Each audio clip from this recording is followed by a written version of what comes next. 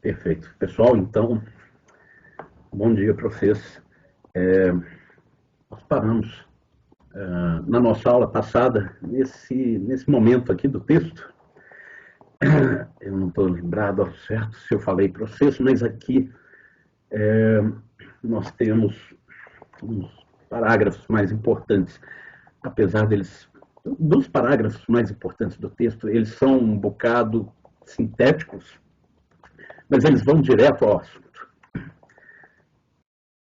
com toda clareza. Está dito aí que essa primeira forma de consciência, que é isso que as nossas autoras estão querendo dizer com o primeiro falar sobre o mundo. Elas falam assim porque logo antes dizem, elas estão falando da relação dos indivíduos com a natureza, né? É aquilo lá que eu sublinhei antes de elucubrar, de procurar compreender, conhecer o mundo, a realidade, a natureza, etc. Os indivíduos têm uma relação com o ambiente que envolve os afetos. Aqui, em especial, o medo. É o medo da escuridão, é o medo da morte, o medo das intempéries, da tempestade, da seca, que arrasa a alimentação, a comida disponível e tudo. Eu coloquei nesse colchetezinho aqui, né? Muito antes do homem, do indivíduo, né? Como elas colocaram lá, entrar em contato com a natureza já está aí entrando em contato com a gente, né? Esse contato, ele não é assim muito amigável, ou pelo menos não parece ser, né? A bem da verdade, a natureza é completamente indiferente a nós, né?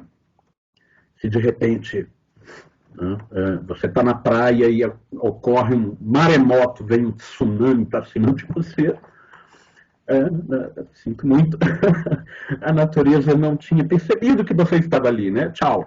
Então, como está dito aqui abaixo, esse primeiro, falar sobre o mundo, essa primeira forma de consciência a respeito da natureza, do ambiente, da realidade, está presa ao desejo de dominá-la, apresentando a insegurança, os temores e a angústia diante do desconhecido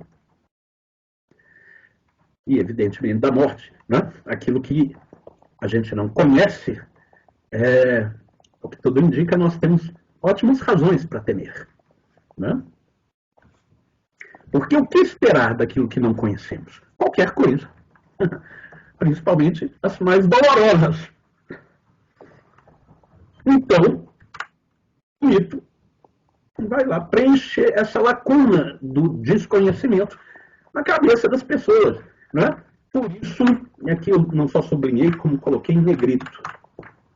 A função, né, do mito, para que ele serve, para que os indivíduos, né, produzem mitologias, né? Criam histórias, saem contando essas histórias por aí, essas lendas, esses contos, para não explicar a realidade, mas tranquilizar os indivíduos diante do medo. Quer dizer, aqui trata-se de aplacar, né, a insegurança, o temor, o pânico. Trata-se de tornar essa natureza ao redor um pouco menos estranha, menos hostil, um pouco mais familiar, né? Algo com o qual nós, de algum modo, podemos lidar, porque o fato é que devemos lidar com ela, já que estamos aí em meio à natureza. E a natureza está aí ao nosso redor, né? O que fazer? Não temos, nesse momento aqui, conhecimento dos fenômenos naturais. Não sabemos o que é a tempestade. Não sabemos o que é o raio caindo na nossa cabeça.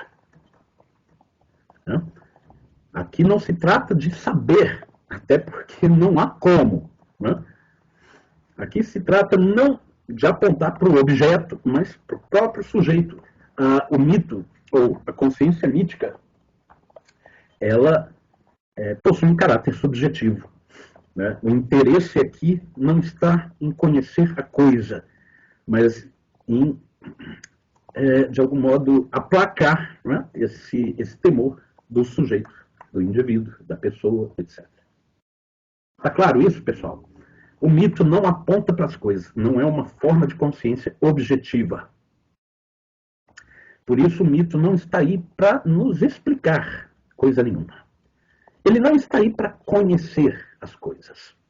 Ele não está interessado em conhecer as coisas, em dizer o que a coisa é, o que a realidade é, o que o mundo é, a natureza, etc. O interesse não está no mundo, não está na realidade, não está na coisa, está no indivíduo. Está no medo que o indivíduo sente diante das coisas que ele não conhece. E que nesse momento aqui, em especial, não tem como conhecer. Ou mesmo quando tem como conhecer, mas ainda não conhece, né? O sujeito preenche essa lacuna da ignorância dele, do desconhecido e daquilo que ele não sabe, com uma, digamos assim, uma arte. A arte, ela surge exatamente disso. Né? A arte, a função da arte não é servir de decoração.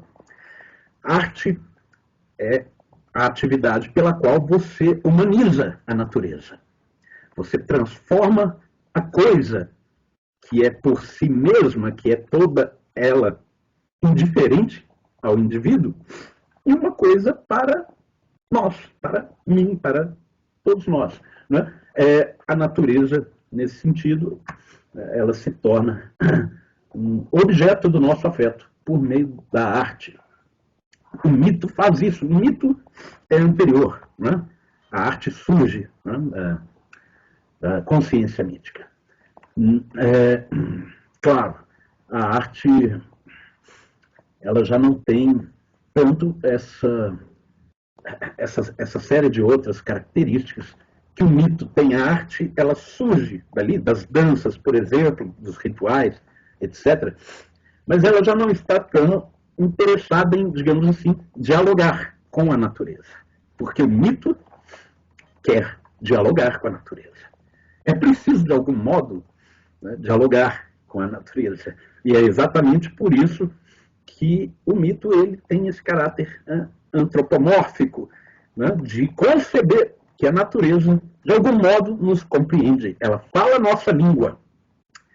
E é assim que, na magia, né, nós vamos colocar a palavra de poder, aquela que ordena que a realidade se transforme de acordo com nossos desejos. Né? Queremos que a realidade se adeque a nós. Consciência mítica. Eu quero, logo eu posso. Querer é poder. Mito. Tá claro isso, pessoal? Professor, desculpa atrapalhar, mas em que página que está isso? Nós estamos no nosso texto. Deixa eu ver aqui. Ele não está mostrando, né? Página 3. Você tem aí o Tá bom, arquivo? obrigada. Certo, legal. Procura lá. Está lá em arquivos. Se vocês acharem ali o arquivo, vocês dão um pulinho na página 3. Está no meio da página, né? São esses parágrafos aqui. Então, podemos continuar? Sim. Certo. Sim. Joia. Obrigado. Vamos lá. Então,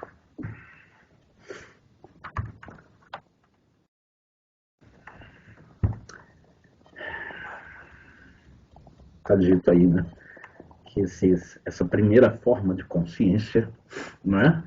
Ela, vejam, ela projeta na natureza uma subjetividade, né? Projeta à natureza a sua própria imagem e semelhança humana, de modo que você possa, né, dialogar com ela. Né? A natureza, agora tornada humana, assume forma na imaginação dos indivíduos de superindivíduos. Né? Os deuses são pessoas, como nós somos. Eles compreendem a gente, eles falam, no nosso caso aqui, o português. Né? No caso dos gregos, Zeus falava grego. Né? Então Zeus está lá jogando raio na cabeça das pessoas, né, dos indivíduos, dos gregos. O que eles faziam? Né? Uma ritualística de oferecer algum sacrifício, como diziam os judeus, um holocausto. Né? O holocausto se torna um evento histórico no século XX, mas é uma analogia que é feita com um termo, que aliás está na Bíblia. Holocausto é quando você oferece ao Deus ou aos deuses alguma coisa que demonstra, né, a sua vontade de aplacar a ira divina. Né? Porque, nesse caso aqui, né, a tempestade é um indício, é um sinal de que Zeus, nesse caso, que jogava os raios, está irado com alguma coisa. É preciso, de algum modo, aplacar a ira dele e dos demais deuses. Né? O politeísmo é uma primeira forma de lidar com a natureza sob forma divina. Né? É quando você pensa que há muitos superindivíduos e cada um deles, digamos assim, especializado em uma determinada área. Né? Zeus não era apenas o cara que jogava os raios, mas ele era o top. Ele era o must, ele era o top one, ele era o próprio Deus. O que ocorreu com Zeus foi para o museu. Museu das musas. As musas eram as deusas da memória. É no museu onde nós trazemos a memória da humanidade e, eventualmente, da própria natureza, né? No caso dos museus de história natural. As musas nos oferecem um recurso de estímulo à memória por meio da música. Todos esses cantos que o Homero reuniu na Ilíada e na Odisseia, e quando a gente vê o tamanho daquele negócio, a gente fica admirado de perceber a capacidade de memorização dos indivíduos, porque são enormes esses livros. Então, ele recolhe esses cantos que, de fato, eram cantados. Né? Os gregos cantavam esses poemas como forma de memorizar eles. Há quem diga que, na verdade, os gregos, ao falar, falavam de forma cantada. E não é uma coisa estranha para nós, na verdade. Se a gente for ali na Bahia, por exemplo, Feira de Santana, a gente vai perceber que o povo canta mesmo. Nós, aqui, não percebemos que nós também cantamos. Né? Parece que todo mundo tem sotaque, menos a gente. Né? Bom, o meu deve ser um pouco mais evidente que o de vocês. Mas, e olha, nem é por não ser mineiro. Não vem ao caso. O fato é que Se você vai no Rio de Janeiro, você repara que o povo fala de uma forma, né, diferente. Você pensa, em alguns casos, até soa um pouco, né, estranho, mas e aí esse pessoal vira para você assim e fala, ah, mineiro, né? Como que descobriu? Como que descobriu? Em um caso engraçado, uma vez eu estava no Rio e a figura falou em qualquer coisa, eu respondi, bom demais. Pronto, mineiro. Né? Assim, como assim? Vocês não falam bom demais aqui? Não, não falamos. Poxa, eu achava que bom demais era universal. Não, é mineiro mesmo. Então, tem um lugar aqui na Serra do Cipó, chama Lapinha da Serra, não sei se vocês conhecem. Conheçam, se ainda existir. Não sei como é que está lá hoje. O turismo, a indústria do turismo, come tudo. Né? Pois é, eu fui lá para pegar uma cachoeira, acampar, essas coisas que mineiro faz. E o povo falava mineirês, eu não entendia porra nenhuma, porque era um vilarejo tão isolado e permaneceu isolado por tanto tempo, agora que ele, né, virou rota, né, do turismo, etc. e tal. Então, permaneceu tanto tempo isolado que aquela linguagem falada ali foi se tornando cada vez mais, digamos assim, própria. Então, é o mineirês raiz. Né?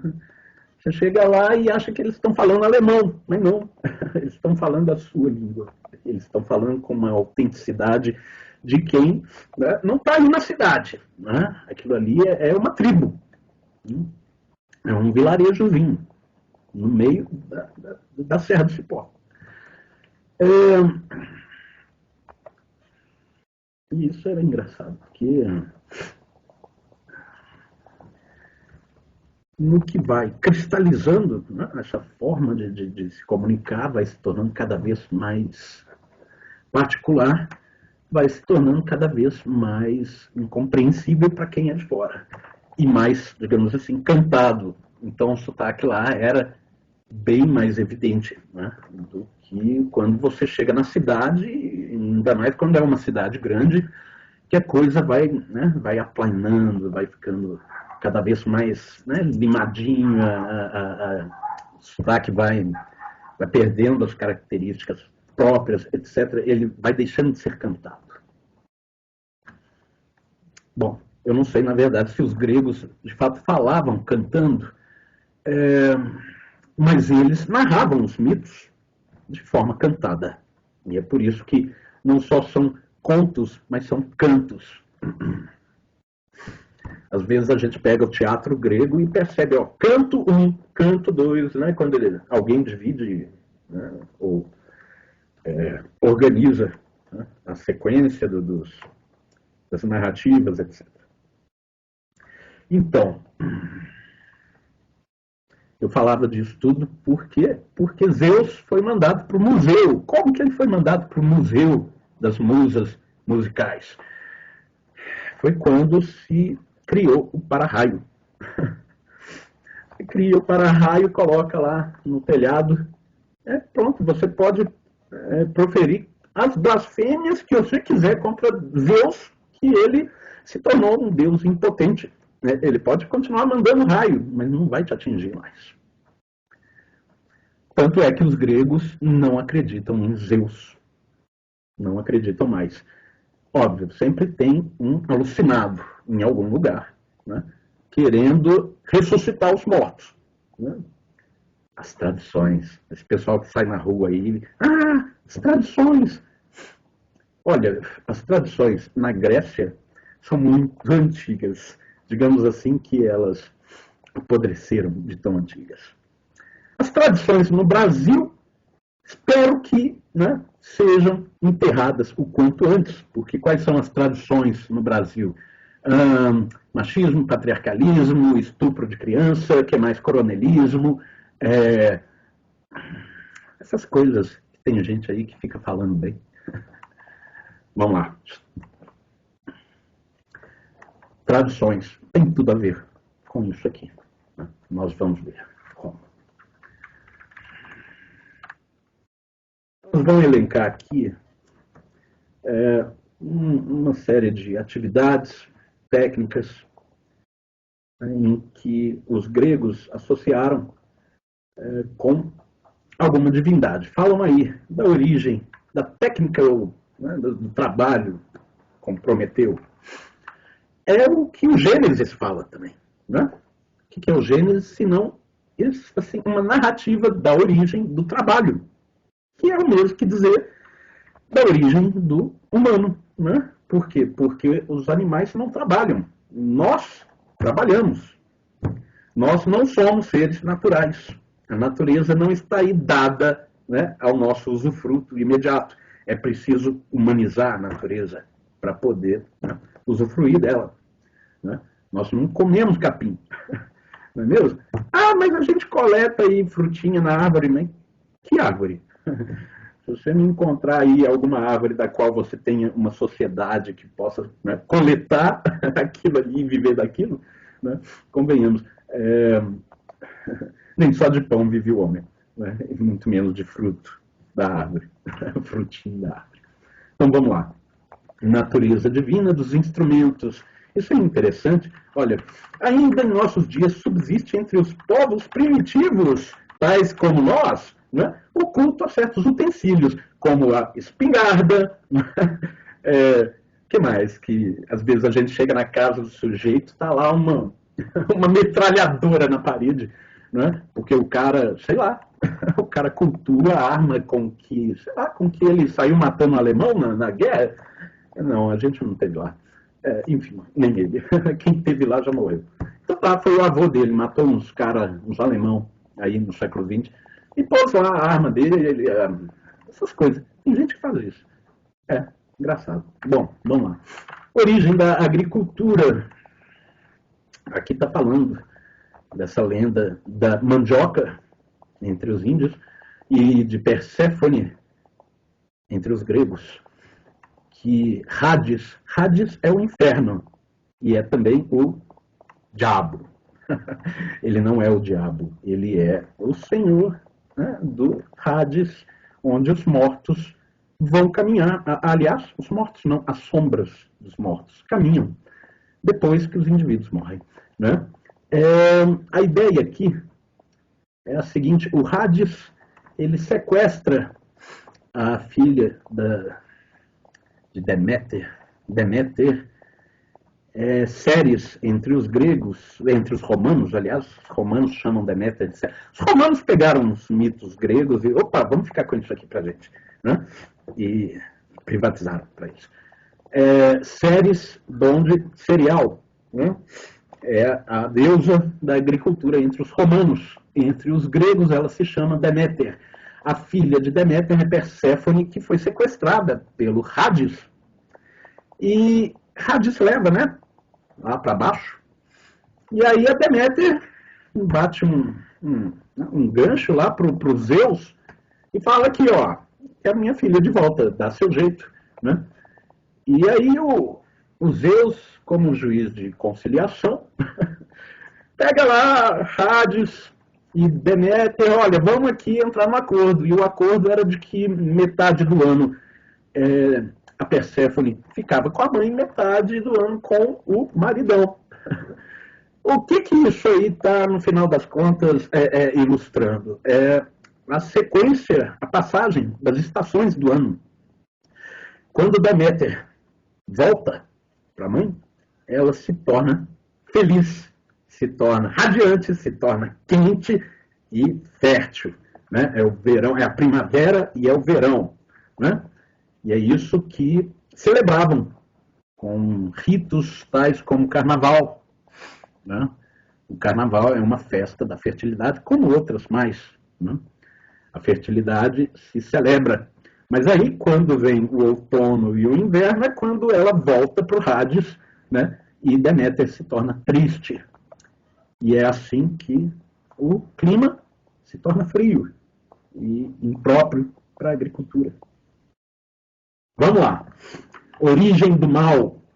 Eis a questão, né? Se Deus é bom, por que ele permite o mal? Não vamos tentar responder isso, ok? Pelo menos não aqui. Né? Alguém vai dizer, é o livre-arbítrio. Foi, acho que Santo Agostinho quem falou disso, mas, bom, o fato é o seguinte, quando o tsunami veio para cima da gente, destrói a cidade, e de quebra rompe lá o cabo de energia da usina nuclear, lá em Fukushima, né?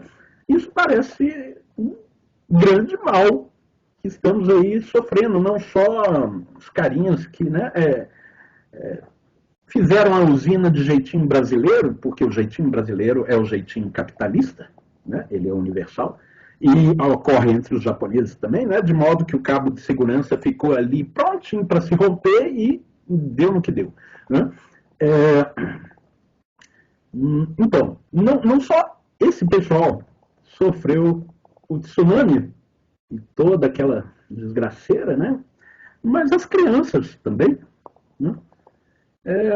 Por que a criança nasce doente, passa fome, etc. e tal? Não é por livre-arbítrio dela. E se for pelo livre-arbítrio de alguém, e o da vítima? Bom, vamos lá, deixa isso para lá. Das mulheres. Os Varuntas, australianos, achavam que os espíritos dos mortos esperavam a hora de renascer e penetravam no ventre das mulheres que passavam por ali. Engraçado, na verdade, não só os Varuntas, né? Essa ideia de que os espíritos dos mortos, né, outrora vivos, voltam à barriga das mulheres, a gente escuta isso hoje em muitos lugares, de forma explícita entre os espiritualistas, por exemplo, os espíritas. Né? A reencarnação, a ideia da reencarnação, que nós não vamos querer discutir também, o karma, aquela coisa maluca. Deixa isso para aquele pessoal lá discutir. O caráter mágico das danças e desenhos. É nesse momento que surge aí uma figura que vocês devem estar vendo aí no texto de vocês, porque vocês devem ter aberto no Word, já que eu não sei como o LibreOffice não consegue ver a figura. Olha que coisa.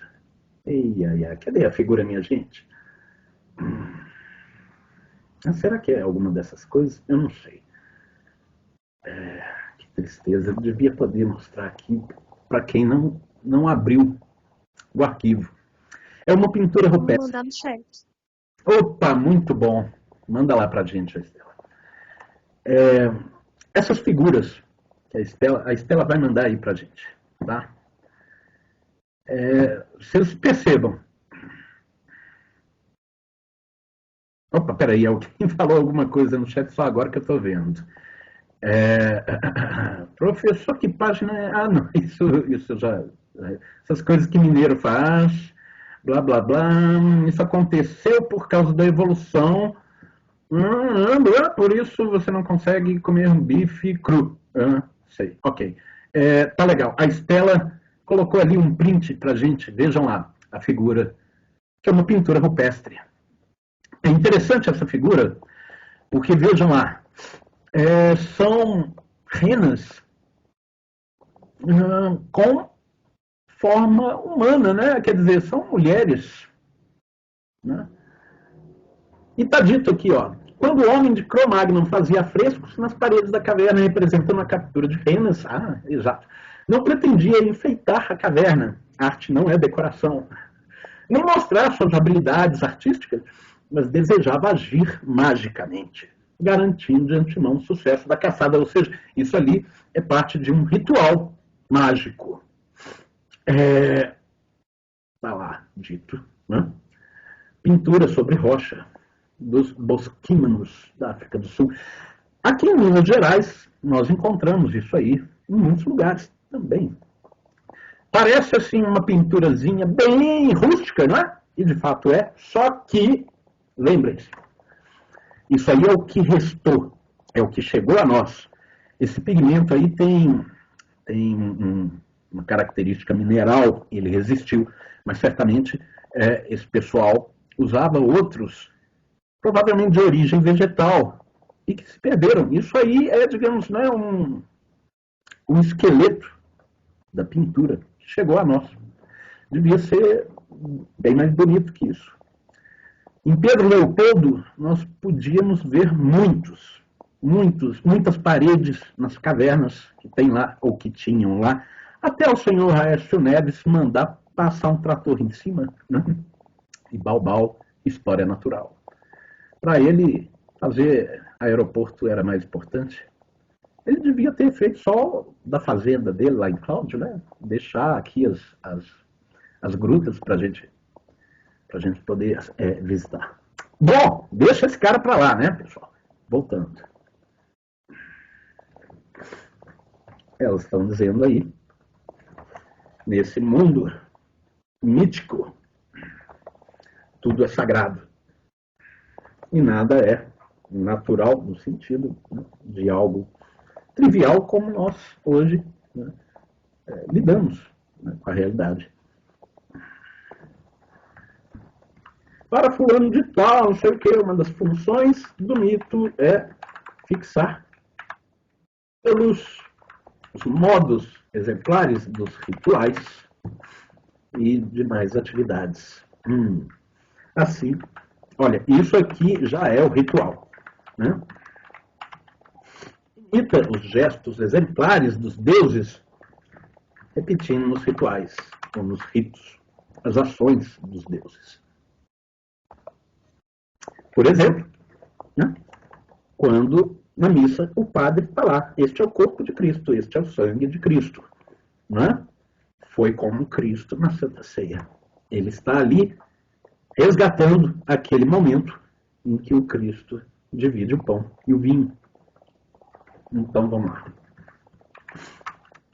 Missionário etnólogo, o cara que estuda etnias. Fulano perguntava aos aruntas, aqueles de quem nós já falamos, por que celebravam determinadas cerimônias. A resposta era porque os ancestrais, né? Porque nossos pais nos ensinaram assim. Nossos avós. Né? Os hindus dizem devemos fazer o que os deuses fizeram no princípio. Dá um underline aí, ó. Pronto. Na origem. Princípio, origem, em grego, gênesis. A gênese, né? A origem. Origem, gênesis. Destino, apocalipse. Assim fizeram os deuses, assim fazem os homens. Do que nós estamos falando? De tradição. A consciência mítica aponta para o passado. Percebam, a consciência racional, objetiva, e isso na ciência é muito claro, aponta para o futuro, né? Progresso, desenvolvimento, né? Caminhar para frente. A consciência mítica faz o contrário. Ela quer voltar ao passado, quer resgatar o passado, trazer o passado para o presente. E é isso que o ritual faz. Então está ali. Ó.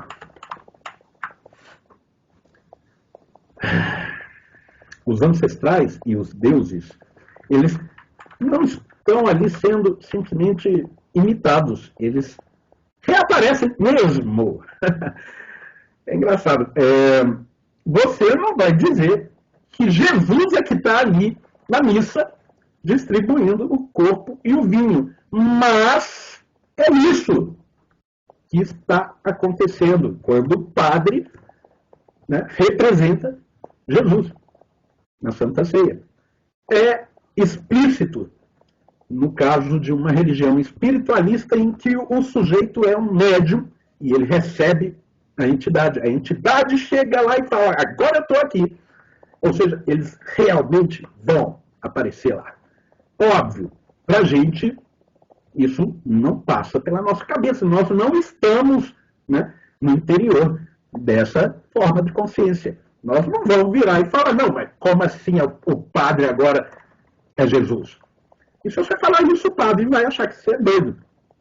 Não é? vai falar, não, eu estou aqui representando, mas, né? Assim como nada daquilo é simbólico, o pão simbolizar o corpo, o vinho simbolizar o sangue, né? Não é simbólico.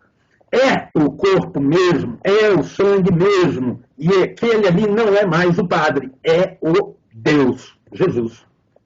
Né? Onde isso? No interior da consciência mítica. Né? Não vão sair falando, o professor agora está falando que a hóstia é carne de Cristo e que é o Cristo que está lá. Né? Ou seja, ficou doido. Não, eu estou só falando aqui como que a coisa acontece no interior dessa consciência. Eu não estou querendo vulgarizar nada. Eu falei lá do terreiro, das religiões espiritualistas, baixa lá no médium, a entidade, não vem entender isso, ok? Vamos lá. Nesse sentido, o tempo sagrado, né? O tempo, a bem da verdade, é todo o tempo, ele não é fatalmente dirigido, né, à frente, ele pode voltar. Ele volta para o passado. O tempo não tem aqui, né, o entendimento de um fatalismo, né, de uma cronologia, né, mas, ao contrário, né, o tempo caminha para o passado também, tanto quanto para o futuro. Óbvio, né? Os índios que quebraram aquele coco e deixaram a noite sair de lá, queriam voltar atrás e fazer com que a noite não tivesse surgido. Aí surgiu, na verdade, um terceiro termo do passado com aquele presente, né, que transformou tudo em noite. Né? Surgiu esse meio termo que é, ao mesmo tempo, passado, né, e presente, ou seja, a partir de agora, vocês terão o dia de volta, mas ao dia se sucederá a escuridão da noite. Negociar com os deuses. É para isso que se faz o ritual. Né? Então, vamos lá. Toda festa religiosa não é uma simples comemoração, tal como o carnaval. O carnaval é religioso? É. Não, mas carnaval é o que mesmo? Tem gente que fala que o carnaval sei lá, golden shower, não sei mais o quê. Não, minha gente. Carnaval, do começo ao fim, apesar de parecer aquilo ali um paganismo puro, e é, paganismo é aquilo que os outros ficam chamando aí de satanismo. Mas satanismo é um nome novo que deram para o paganismo. Paganismo é satânico? Não. Mas também não é cristão. Não tem aquela noção de que aqui está o bem, aqui está o mal. Né? Não, é tudo misturado mesmo. Né? É bem e mal? Nossa, isso não é ruim? Bom, é tão ruim quanto tudo que existe. Né? Ah, você é pagão? Não sou pagão não, gente. Não tem com esse papo não. Né? Eu não tenho nada com isso, nem por carnaval. Acho degradante, ainda mais em Belo Horizonte.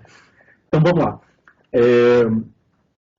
A festa religiosa não é comemoração.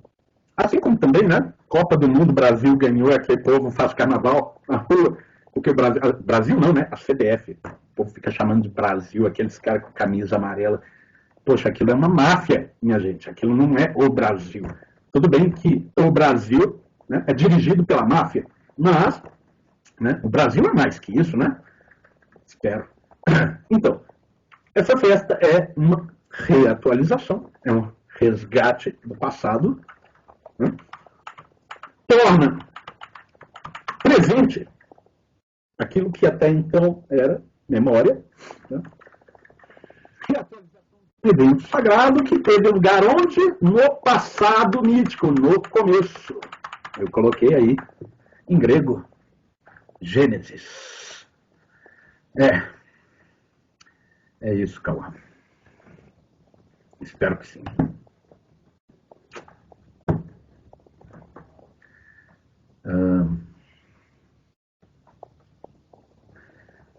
Até aqui, tudo bem, pessoal?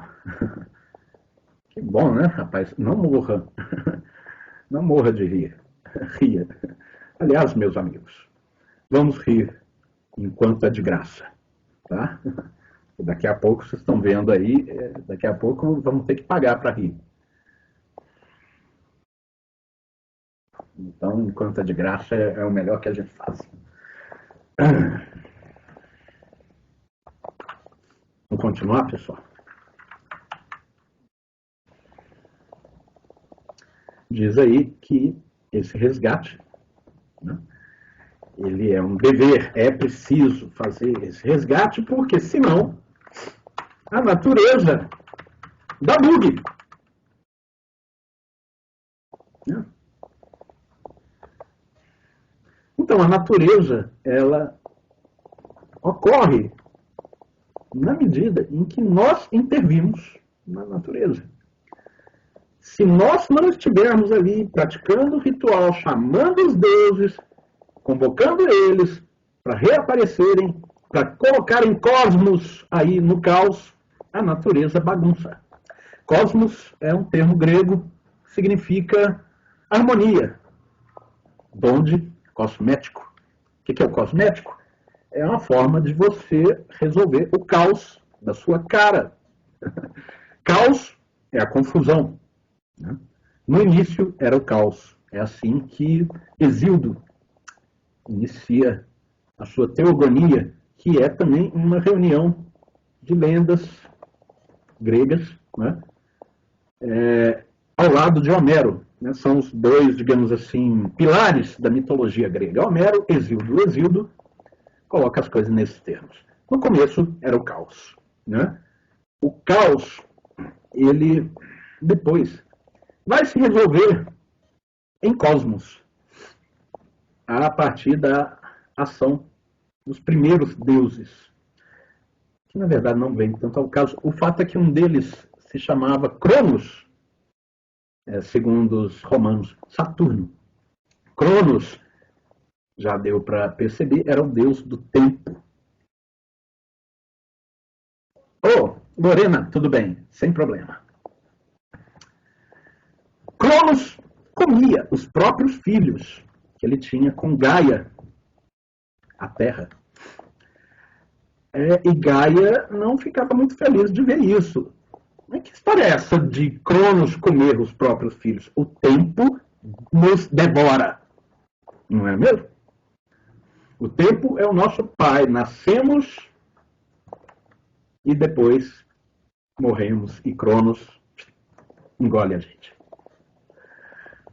A Gaia resolveu que não seria mais assim. Deu para Cronos engolir uma pedra no lugar de um dos filhos, que se chamou Zeus. Zeus matou o pai depois.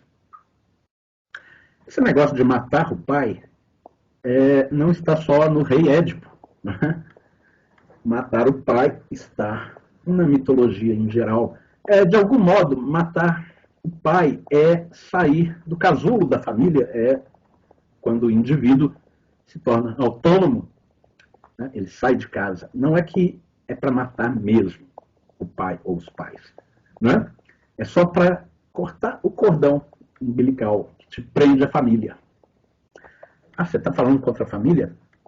Eu não. Eu não preciso falar contra a família. A sociedade já faz isso. Que sociedade? A burguesa. Engraçado isso, né? Porque são os burgueses que ficam saindo por aí falando: a família, não sei o quê, salve a família é tudo, a família é isso, a família é aquilo. Bom, esses são, né, os indivíduos da classe burguesa decadente, porque lá no estágio revolucionário em que a burguesia surgiu, ela falava o quê? Aquilo que está lá no Romeu e Julieta, né? A família é o lugar do constrangimento do indivíduo. A família é o lugar em que o pai vai conversar com outro pai, né? Vão combinar o casamento do filho com a filha, que sequer se conhecem. Né? O que é o casamento? É justamente isso. Juntar os capitais de uma família com de outra. Ah, não, mas eu não amo ela. E daí? Isso não está em questão. Esse negócio de amar a pessoa para casar-se com ela é moderno. E hoje, o que nós estamos vendo aí é a classe moderna, por excelência, se tornar reacionária e colocar as coisas contra si mesma. É só mais uma das contradições do capitalismo, sobre as quais depois a gente fala, né? Não precisa ser agora.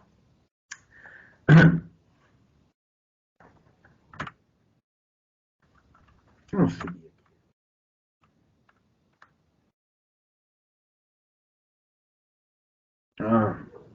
Interessante que aqui tem alguns dos rituais de passagem.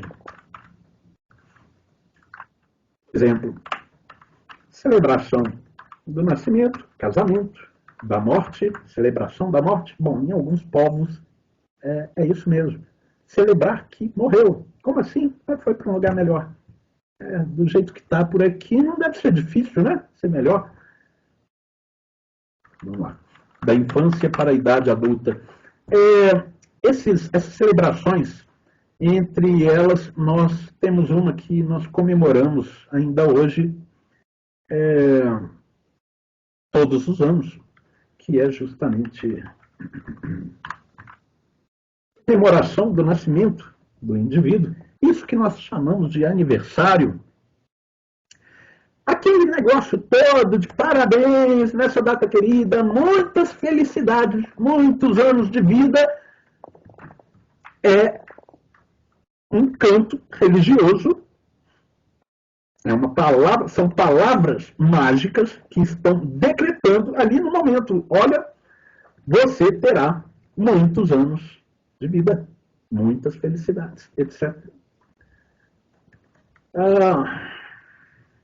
Tem eu acho que eu já falei disso, eu não sei, um ritualzinho que a gente repete por aí, com toda trivialidade também, sem saber que ele é grego. Que é aquele negócio do sujeito espirrar e o outro falar saúde. E que negócio é esse de saúde? Por que fala saúde quando alguém espirra? Porque os gregos entendiam que a alma era o ar que está no seu pulmão. Né? Esse ar, ele corre o risco de abandonar você no espirro. E o termo, a palavra mágica, saúde, é aquela que vai lá na sua alma, resgata ela e volta para dentro de você e não deixa você morrer quando espirra. Fazendo tudo isso, quando falamos saúde, para alguém que espirra, fazemos, só não sabemos. Né? Claro, ninguém está pensando em nada disso. Afinal, a gente está pensando em quê quando diz isso? Saúde para o outro. No máximo, estamos pensando em ser gentis, bem educados, sei lá, por que isso é uma questão de boa educação, falar saúde para quem espirra. A gente devia falar saúde para as pessoas em muitas ocasiões, não só essa, ou quando está no boteco, batendo lá caneco um no outro, né? Saúde, galera! Pá! Em dinamarquês, skål, né? Skål, beba, não beba skål, é uma porcaria. Né? Daí, se quiser fazer mal à saúde, né, tem a skål, que ironia, né? Deixa para lá. Essa coisa de bater copo, né?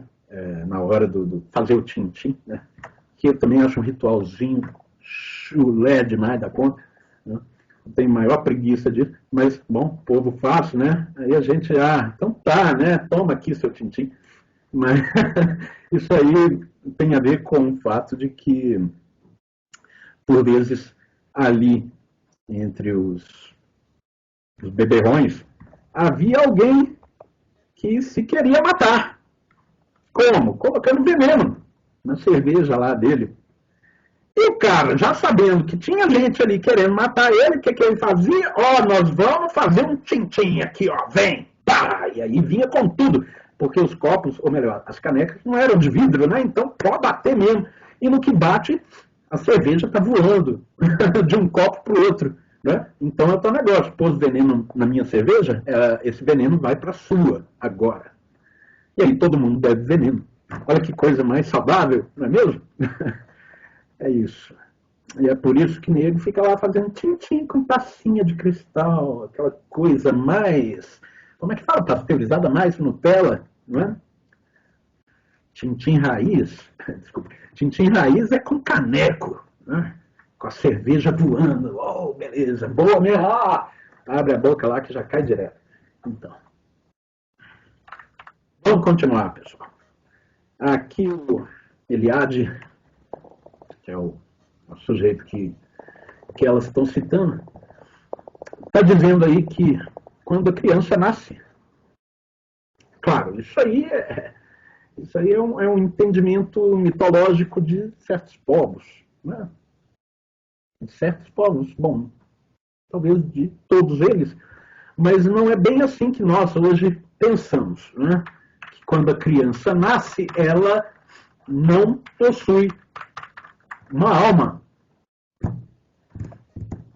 Bem, na verdade, o que é alma? Depois a gente fala disso. E no que a gente falar disso, a gente de repente pode parar de pensar que isso aqui é uma coisa absurda e talvez pensar que há algo de razoável nisso. Mas deixa para lá, depois falando disso. Então, o fato aqui é que a criança ainda não é reconhecida como um indivíduo humano, como todos os demais. É preciso que ela ganhe essa humanidade imediatamente após o parto, por meio de um ritual. Confere ao bebê o estatuto de indivíduo humano vivo, né? E assim ele se torna membro da comunidade. É loucura? Não, não é loucura. É consciência mítica. A consciência mítica é louca? Bom, aí eu já não sei. Eu acho que não. Acho que a loucura é um pouco mais pobre que isso aí. Bem mais colorido. O que diz respeito à morte, os ritos, né, vão trabalhar o fato de que essa vida está migrando. Vejam lá. É uma mudança de regime, ao mesmo tempo ontológico e social. Do que essas figuras estão falando aqui? Bom, esse termo ontológico era o que eu queria dizer lá a respeito, né, de não ser simbólico o ritual. Ele é real, é fato, né? A hóstia já não é pão, a hóstia é a carne, o vinho não é mais vinho, é sangue mesmo. Não é? Quer dizer, adquire um estatuto de realidade. O termo ontologia é isso, né? Realidade. Ontológico e social, ou seja, né, cultural. O defunto deve passar por algumas provas. Que pariu, mas já não basta ter morrido. Não, não basta. Que interessam ao seu próprio destino após morte. Blá, blá, blá. Mas deve também ser reconhecido pela comunidade dos mortos e aceito entre os mortos. Imagina se o cara não é aceito entre os mortos. Como assim? Por exemplo, os suicidas. Né? O suicídio é condenado por todas as formas de consciência mítica e religiosa. Né? Os espíritas, por exemplo, falam que o sujeito suicida ele vai direto para o porão do inferno. Ele vai direto para a latrina do diabo. É o lugar do horror completo. Quer dizer, o sujeito suicida porque aqui já está um horror para ele. Né? Ele quer fugir da desgraça. E encontra uma desgraça maior. Quer dizer, ele encontra alguém que fala para ele, se você suicidar, você vai para a desgraça mesmo. Né? Ou seja, aguenta aí a desgraça da sua vida e aguenta calado de preferência. Né? Isso que é consolar alguém, não é mesmo? A sua vida é uma merda, né? Pois vai ser pior ainda se você resolver sair fora. Ou seja, você quer dar uma palavra amiga para a pessoa, você ameaça ela. Tipo isso. Aqueles que não me reconhecerem vão conhecer o fogo eterno, não sei mais o que. Está lá nos evangelhos. Pô, Jesus, eu quero te seguir, não é por medo de ir para o inferno. É porque você é um cara legal. Não é? Tu precisa falar um trem desse? Que se eu não for te seguir, eu vou para o inferno? Na verdade, não se fala inferno na Bíblia. O inferno não existe na Bíblia. Né? Essa ideia de inferno foi o Dante Alighieri que veio falar de inferno. Dante é aquele cara que eu falei na aula passada, né, que a meio caminho da vida ele se viu perdido na selva escura, não sei o que. Está lá na Divina Comédia. Divina Comédia? Que negócio é esse de Divina Comédia? Oh, comédia aqui não é no sentido de algo ridículo, não. Comédia no sentido de algo, né, que dá certo e o final é feliz. É o contrário da tragédia, que o final não é feliz. Édipo Rei, é uma tragédia. A Divina Comédia não é uma tragédia. Termina no céu. Dante foi para o céu. Mas Dante não é o cara que escreveu? É. Segundo ele mesmo, ele foi para o céu. Mas isso depois de passar pelo inferno. Por que ele passou pelo inferno? Ah, pessoal, pega aí a Wikipedia, dá uma olhadinha lá rapidinho, vocês descobrem. E depois vocês pegam a Divina Comédia e vão ler.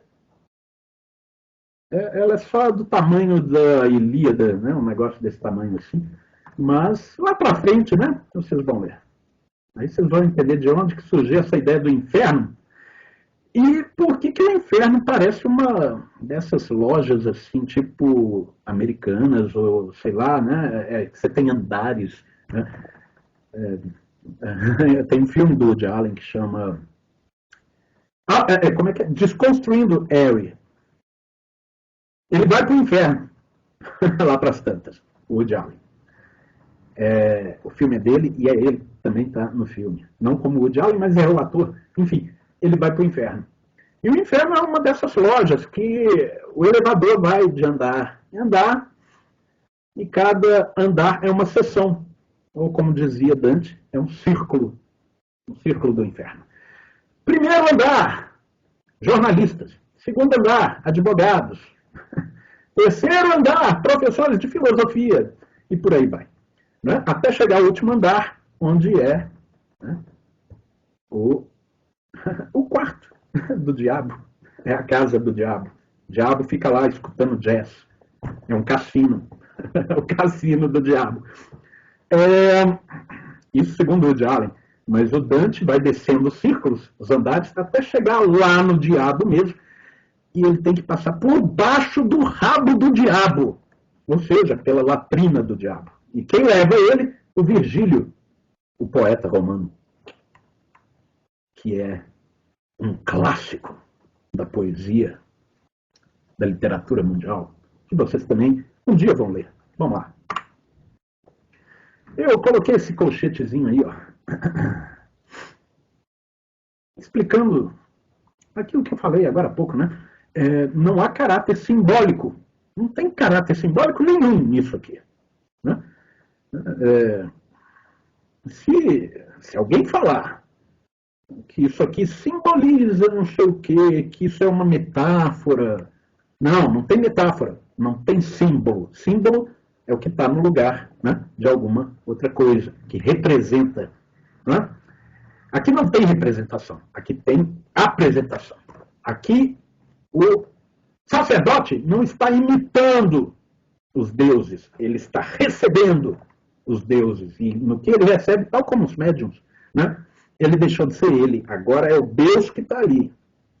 Ou a entidade, ou é o, sei lá, santo. Dê o nome que quiser, né, para isso. Estou vulgarizando alguma coisa? Não estou vulgarizando, eu estou mostrando as associações e como que elas assumem, né, figurações distintas, cá e lá. Né? É isso. Bom, vamos lá.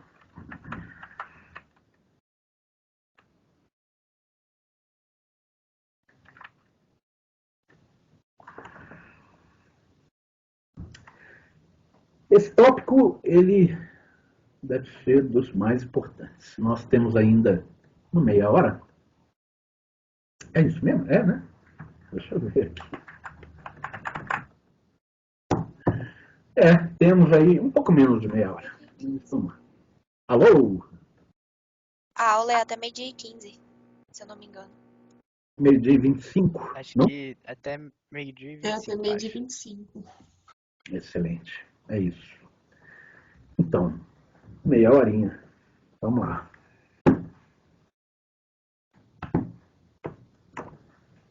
Consciência de si. O que é consciência de si? É a consciência tomar a própria consciência como objeto dela. Ela tem consciência de ser consciente. Os animais não tomam a própria consciência como objeto da sua própria consciência. Ou seja, eles não são conscientes de que são conscientes, mas são. A consciência, a princípio, é consciência do que está ao seu redor. A consciência é um processo das informações que os sentidos captam do meio ambiente. Aqui nós temos uma forma humana de consciência, uma forma espiritual de consciência. É uma consciência que tem a si própria, né, como objeto, ou seja, ela pensa, ela, né, reflete sobre si mesma. Ela é consciente de ser consciente. Daí que ela reflete. É como você pegar um espelho e colocar diante do outro. Né? Reflete até o infinito. E no que reflete até o infinito, nós começamos a pensar coisas que os sentidos não nos trazem. Né? Por exemplo, no infinito, no absoluto, no eterno, no atemporal, essas coisas que não são, né, visíveis, não estão aí. Né? Eu não estou vendo nada disso. Você não está vendo e nem vai ver, porque nada disso é visível ou sensível de qualquer forma. Isso é metafísico, não é físico. Meta para além. Né? Metafísico para além do físico. O que é físico? É do grego physis, natureza. O que é que está para além da natureza? Deus. Não é? Deus é absoluto. Ele não tem fronteiras. Ele está em tudo. Ele é onipresente. Isso aí é lógico. Vai dar alguns problemas lá para os teólogos. Por exemplo, se Deus é onipresente, então ele se confunde com a criação. Não? Isso aí também é um problema, porque se ele se confunde com a criação, isso vira um panteísmo, que é um passo para o ateísmo, para negar Deus. Quer dizer, se Deus e a natureza são a mesma coisa, então passa aí a navalha de Ockham em Deus. Não precisamos falar mais de Deus, já temos a natureza. Isso que é o panteísmo. E é por isso que o panteísmo cai em ateísmo. E é por isso que a doutrina cristã, em especial dela que eu estava me referindo aqui, vai dizer o seguinte: Deus é onipresente, mas não se confunde com a criação. Né? A criação é uma coisa, Deus não tem nada de materialidade, de relatividade, né? De objetividade, tal como a natureza possui. Né? De finitude, temporalidade, essas coisas. Deus é atemporal, ele é eterno, ele não é material, ele não tem limite. Uhum. Nem no tempo, nem no espaço, portanto, ele é infinito e é eterno. Oi. Quer dizer, então, que nesse, tipo, o sentido disso é que Deus criou a natureza, e a natureza é evolutiva, tipo, ele não criou o universo, mas criou a natureza. E aí foi evoluindo. O universo é parte da natureza. O que é o universo se não a natureza? É isso. É um sinônimo. Né? Entendi. Criou o universo, ou seja, criou a natureza, a criação. Né? O universo não é infinito. Ainda que lá no Renascimento vai aparecer gente falando, não, o universo é infinito. E até há pouco tempo atrás se pensava isso, que o universo era infinito. O que é uma coisa que, se você parar para pensar mesmo, não faz sentido dizer que o universo é infinito ou é eterno. A bem da verdade, o que você pensa quando você pensa em eterno, infinito, absoluto? Você não pensa porra nenhuma, porque não há o que pensar, são só nomes. Não tem conteúdo nenhum. Né? Pensa aí uma sequência infinita de números, por exemplo. O que você vai pensar? Que depois de um número vem outro, e depois vem outro, e depois vem outro, e assim, para sempre. Ou seja, chega uma hora que você para de pensar no finito, porque era disso que você, era isso que a gente estava pensando, né? O que é o infinito, senão mais e mais e mais e mais daquilo que você tem aqui. É mais. É a mesma coisa como pensar a perfeição. O Descartes dizia que Deus existe porque nós conseguimos pensar a perfeição. E só podemos pensar a perfeição porque a ideia de perfeição não podia ter surgido de um ser imperfeito como nós, senão Deus, o ser perfeito, colocando essa ideia na nossa cabeça. Agora pensa o que é a perfeição. O que a gente pensa? O imperfeito, melhorado. E mais, e mais, e mais melhor, e mais melhor. Não, mas a gente não está falando de mais melhor. A gente está falando daquele melhor do qual não tem como melhorar mais. Mas aonde que você chegou aí para falar isso? Já não dá para pensar mais.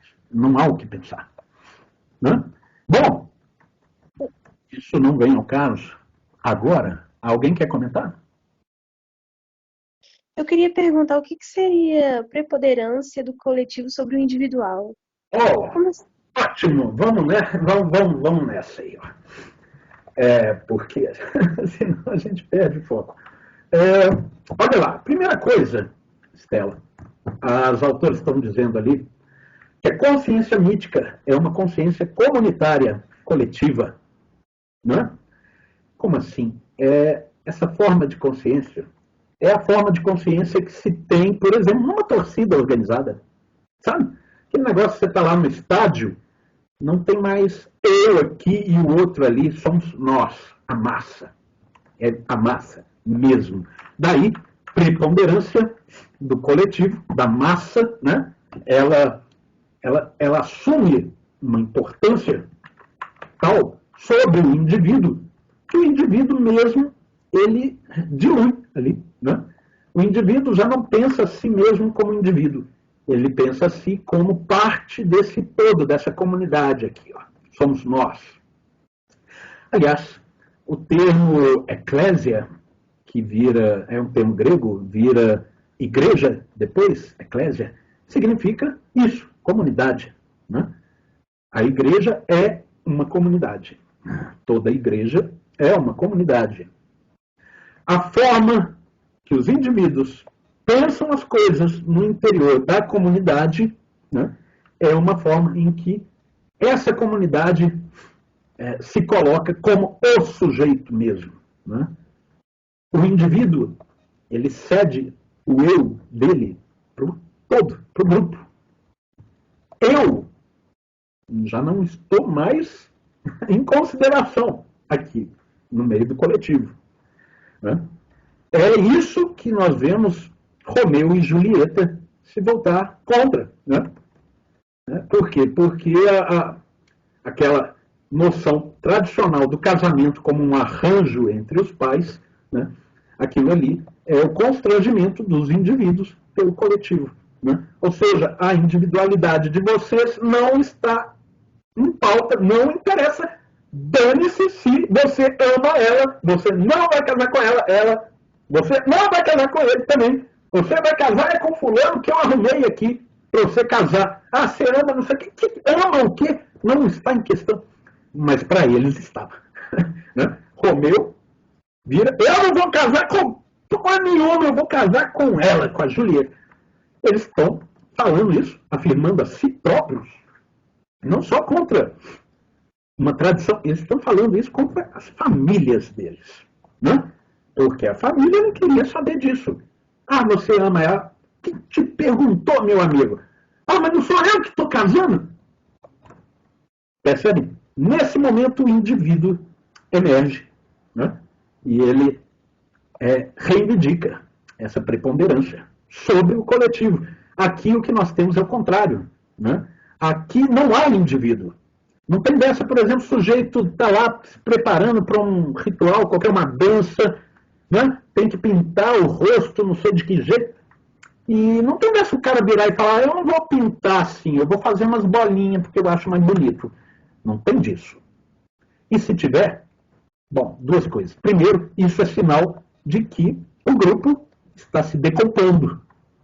E como isso é uma ameaça ao grupo, aos outros indivíduos, do que se trata, então, de fazer?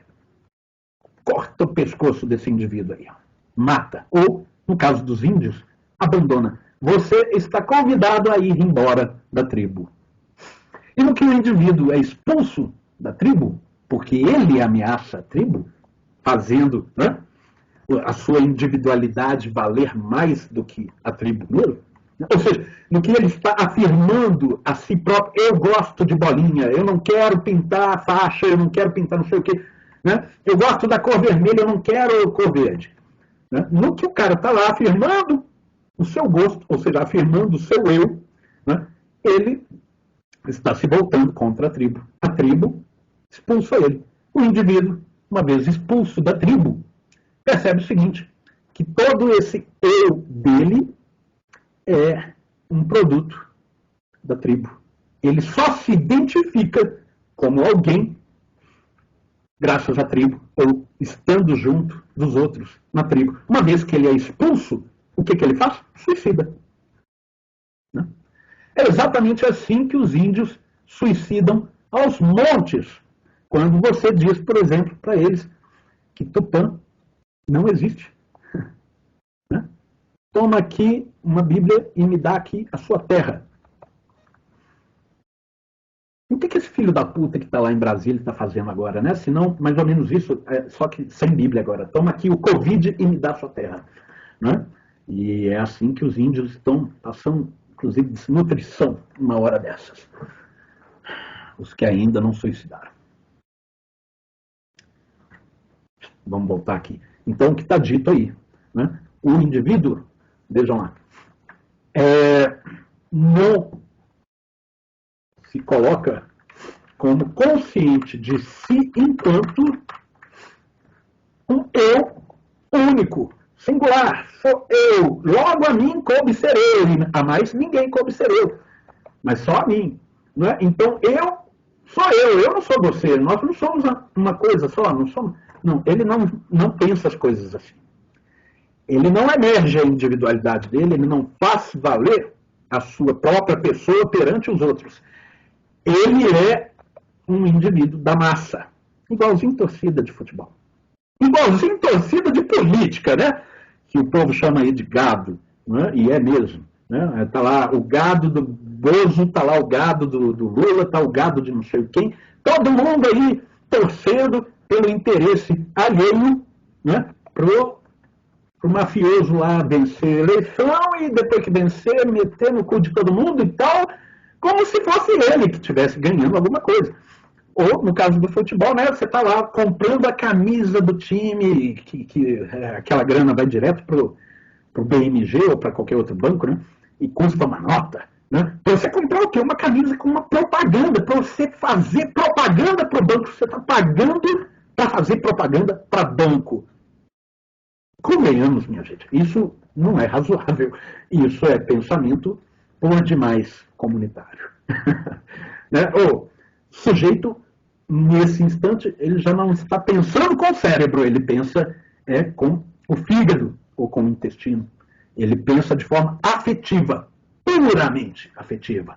Ele não pensa que tem um cartola lucrando com aquele circo todo ali. Ele não está pensando que ele está entregando a grana dele, não é para Deus, é para um mortal como ele, que depois estaria andando de limusine, né? Enfim, ele não está pensando isso. O que ele está pensando é na comunidade, é no estar entre iguais, é esse conforto de se sentir, né, em um ambiente que o acolhe. É isso uma torcida organizada, é isso uma comunidade em geral. Né? A comunidade, essa que dá conta da vida de todo mundo, por exemplo, quando a gente vai aí num vilarejo e não se fala do indivíduo, né? Se fala assim, lá vai o filho de seu fulano e de dona ciclana. O sujeito não tem nome. O nome dele é filho de fulano e dona fulana. Né? fulano, olha lá, ele pintou o cabelo de verde, deve ter sido abduzido pelos ETs, né? Aí tá todo mundo fazendo fofoca do sujeito, porque o sujeito, vamos lá, se o sujeito pintou o cabelo de verde, olha, e isso acontece numa cidade, imagina um vilarejo, né? O que vai acontecer? Um constrangimento brutal da individualidade desse sujeito. Ou seja, eles vão cair em cima dele. E se bobear, vão arrancar o cabelo dele na unha. É desse jeito. Por que isso? Porque ele está se destacando da comunidade. Se destacar da comunidade, de algum modo se colocar acima dela, né? E a comunidade não reage bem a isso. Se você chegar no estádio com a camisa do Galo, tendo pintado as faixas brancas de vermelho, e ficar um pouco parecido com o uniforme do Flamengo, o que você acha que os atleticanos vão fazer com você? É isso mesmo que eles vão fazer com você. Pior ainda, se você pintar de azul. Aí é que você está frito. Né? Então, é filho do Tiãozinho do bar. É ele mesmo. É do Tiãozinho do bar e da dona Nana de não sei de onde. Do armazém. Né? Você é filho de quem? Pois é. As pessoas costumam perguntar assim, né? O que você faz? Na comunidade, ao invés de qual é o seu nome, quem é você? Não tem muito essa de quem é você. Ou você é filho de quem, ou o que você faz? O que você faz? Bom, ainda há alguma razão em se perguntar isso. Você é filho de quem? Isso lá é da sua conta? Se eu sou filho de... Isso não é da sua conta. Você paga meu aluguel? Não, né? Então, ó. Mas na comunidade, todo mundo paga seu aluguel. Não é mesmo? É Flórida. Eu falo do meu pai e da minha mãe. Você fala o quê dos nomes? Já fala de cara, né? Eu sou filho de fulano de ciclano. Pronto, resolvido. É isso mesmo que eles querem saber. Eles não querem saber quem é você. Não, senhor. Não conheço Marcos Cirilo. Quem que é Marcos Cirilo? Depois você me conta. Vamos lá. Eu não sei, acho que não. Depois você me manda o link, beleza? Tá, me manda o link depois.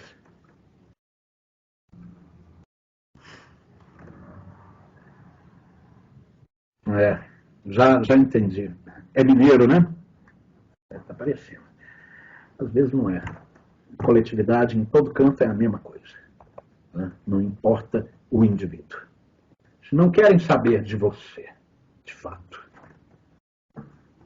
Por quê? Porque, assim como todos, você não é importante. O que é o importante, então? É o formigueiro. Né? É a colmeia. É o grupo. É o coletivo. E é bom, assim, que esse carinha aqui, Usdorf, vai dizer que a primeira consciência pessoal, ou seja, do indivíduo, acerca de si mesmo, está presa na massa comunitária, e esse termo que ele vai usar aqui é ótimo, nela submergida. A bolha da consciência mítica é no interior dela que o indivíduo afunda. Bom, daí ele vai falar umas outras coisas ali que é melhor nem tentar traduzir, porque é bobagem. Ele diz, o eu, esses indivíduos se afirmam pelos outros, tal como a massa. Né? Não há aqui eu e você, há nós. É o nosso galo, ou é o nosso cruzeiro. Nosso cruzeiro, a propósito de nosso cruzeiro,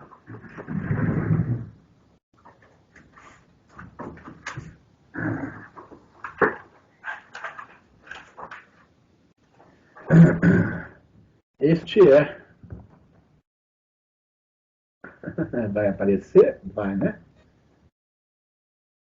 Este é o meu cruzeiro. Um cruzeiro. Tá aqui, ó. Essa nota aqui, de quando mesmo? Do milênio passado. Tá vendo, né, galera? Estou rico. Cruzeiro é isso. Tem um cruzeiro aí no céu também. É uma constelação. E tem um bairro em Belo Horizonte que chama Cruzeiro. Tem um clube, dizem, que chama Cruzeiro. Tem até alguém aqui, a Lara, usando camisa do Cruzeiro com uma figura que parece Neymar. Neymar jogou no Cruzeiro? Acho que não, né? Azar do Cruzeiro se tiver jogado. Mas vamos lá. Eu coloquei esse colchetezinho para tentar esclarecer um pouquinho essa conversa maluca aí, ó. Vejam que coisa curiosa. Em certas tribos não existe uma palavra no vocabulário deles, no dicionário deles, para falar eu. Não falam eu. Como assim? Não há eu aqui, vocês aí. Não há uma ocasião, uma ocorrência em que seja necessário o sujeito apontar para si como distinto dos outros. Para nós, isso é o cúmulo do estranho. Né? Mas nós estamos na sociedade de uma quase afirmação total do eu. A nossa afirmação do eu é contra nós. Nós falamos disso depois, tá, gente? Lá na frente. E, aliás, é por isso mesmo que parece que nós valorizamos a individualidade, quando, na verdade, entre nós, a individualidade está abandonada a si própria. Ela é livre que nem cachorro abandonado na rua. Livre para morrer de fome. Falando disso, né, lá para frente. Nosso tempo acabou. Nós estamos chegando nos momentos mais emocionantes do nosso texto. E antes que a coisa realmente pegue fogo aqui, vamos deixar, né, para a próxima aula, daqui 2 semanas. Podemos fazer assim, pessoal? Podemos nos dedicar agora a outra atividade, algo assim, tipo preencher o vazio existencial do estômago? O que vocês acham? Concordam? Ótimo, todo mundo concorda. É isso aí. Beleza, pessoal. Agradeço a presença de vocês, a participação. Valeu, Sr. Peter. É isso aí. Valeu, moçada. Muito obrigado. Obrigada, tchau. Eu que agradeço vocês. Um ótimo almoço. Sextou, né? Sextou não. Terçou, né? Não, mas meio a pandemia, tudo igual. Nós estamos condenados a ficar em casa mesmo. Então...